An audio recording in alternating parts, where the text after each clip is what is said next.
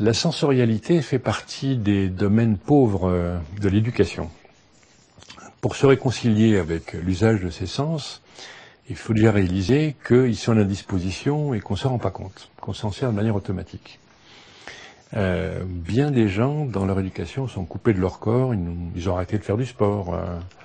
Après 20 ans, ils sont pris dans la routine, ils prennent la voiture et puis ils ont une vie sédentaire. Ils ne se rendent pas compte qu'insidieusement, ils deviennent des handicapés, que leur corps s'enlise, que leur corps vieillit plus vite qu'il n'est nécessaire. Et par exemple, ils vont avaler leur plateau repas le midi, etc. Ils vont commencer à faire attention à ce qu'ils mangent seulement le week-end lors des repas de fête. Et en fait, en Asie, j'ai eu mon attention attirée par la présence à soi-même et la présence à son propre corps.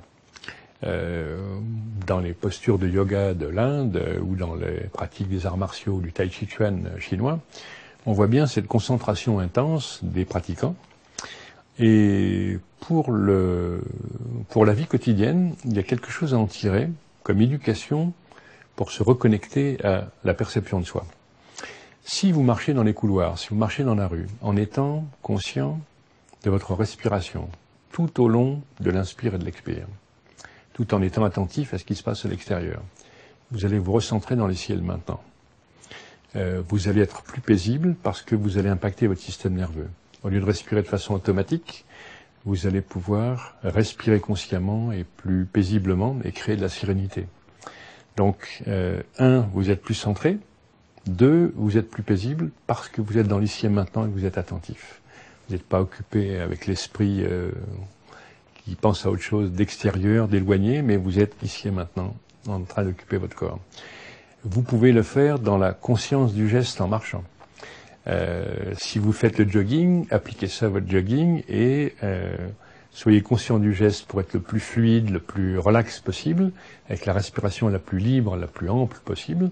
Vous allez courir avec moins d'effort. Un autre moment très privilégié, c'est dans la rencontre avec les autres. Quand on prend contact avec les autres en disant bonjour, est-ce que c'est un geste automatique et on a l'esprit ailleurs et on a la tête ailleurs, ou bien est-ce qu'on prend le temps d'échanger, d'établir le contact, d'avoir les énergies qui circulent entre les deux mains qui se touchent?